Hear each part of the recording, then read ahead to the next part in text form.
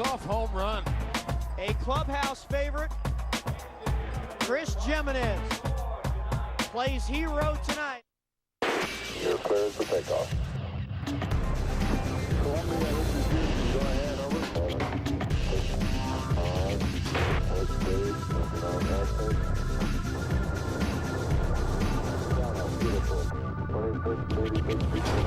Good evening and welcome in to our 2010 debut edition of Indians Minor League Magazine, our third season here on SportsTime Ohio. I'm Al Pulowski, and in for Jason Stanfield here on the opening week is Craig Dees, the voice of the Lake County Captains. Great to see you, Craig. Great to be here. It's exciting being on the third season opener, and we got another great season ahead. We sure do, for both the captains, we hope, and of course for our show here. Let's show you what's coming up here on the debut edition for 2010. So we have plenty to give you. We'll go around the minors to check in on all the Tribes Farm teams. Then we'll go around the horn and tell you how you can see the Indians affiliate in action for a tremendous price. Later we'll talk with Clippers starter Carlos Carrasco. Plus meet this week's Diamond in the Rough, who has bounced around the farm system in a good way.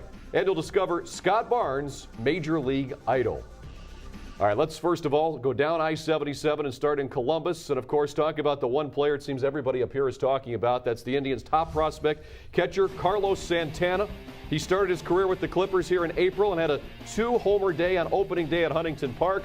He did get hurt last week in a game in Indianapolis when he fouled a pitch off his leg. However, he missed only one game.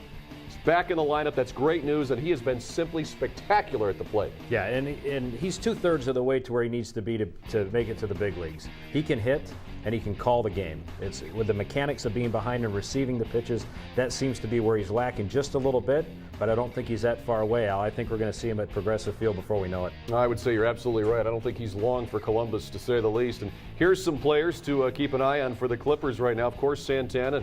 Johan Pino came over in the trade last season with the Minnesota Twins for Carl Pavano. But Jose Costanza, here's a guy you know a lot about. He's having a great start in Columbus. Yeah, he certainly is, and he played for us years ago. He's 12 out of 28 over his last 9 games, and more importantly, 6 out of 12 with guys in scoring position. We know how much trouble the Tribe's been having scoring runs lately. Maybe he's a guy that they can insert and get some offense going. That sounds good. Maybe we'll see that. Of course, you can watch the Clippers this week. We've got plenty of minor league games this summer on STO.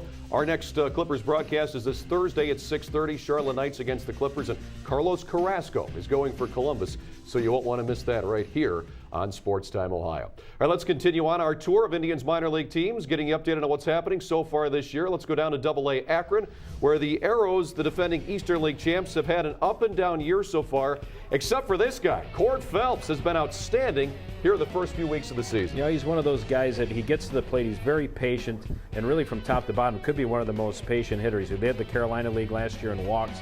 On-base percentage is up to .448. And which is the third best in the Eastern League. So he's a guy that has good plate discipline, and hopefully he'll be continuing to rise as well.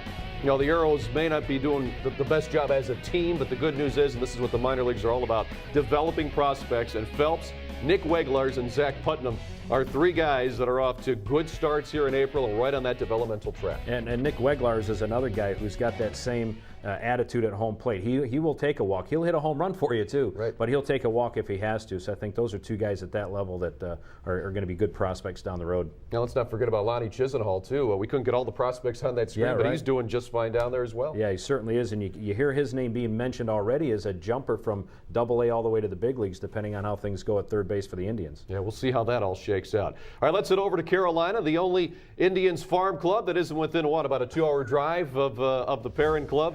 The Kinston Indians, and their Alex White, who was the first-round pick last year, is making an impression with the K-Tribe.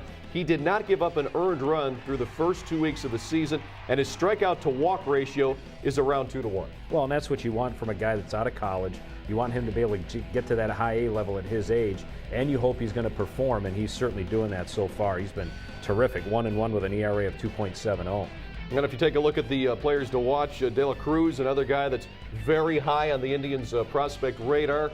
He could move up to AA Akron sometime this summer. And Jason Kipnis, a converted outfielder to second base. That's going very well, and the bat's coming along just fine. Yeah, and you look at Kelvin, you see 6 innings, no hits. that's minor league baseball, gang. You got to get pitch counts there. You got to leave. But Kelvin's a guy who's definitely a fast track guy. And another guy, Nick Hagedorn, who the Indians got from the Red Sox last year, pitched for us a little bit last year, and he's outstanding this season. He's got an ERA under 1.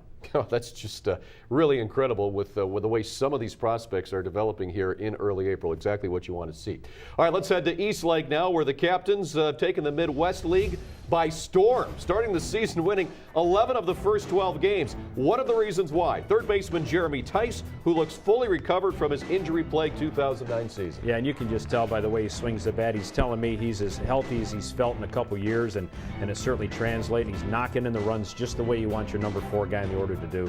And if you take a look at the guys to watch in Lake County, Craig, give us a scouting report. Well, you got Bo Greenwell was leading the league in batting, RBIs, right up there in stolen bases, off to a great start. Nick Serenities out of the bullpen 2-0 with an ERA of 2. And Francisco Jimenez with the Captains over the last 2 years, he is 11-0. With the Captains. He was 7-0 last year, and the bullpen of the team very, very strong, and he's one of the guys that leads it. And Serenities and Jimenez just flow right off your tongue. You can tell you're the voice of the Lake County Captains. You know these guys. It's hours and hours of practice. That's what it takes, right?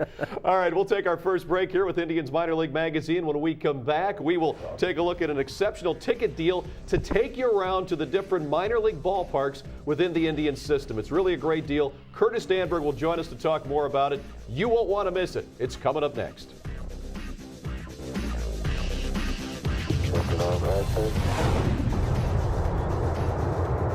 Beautiful.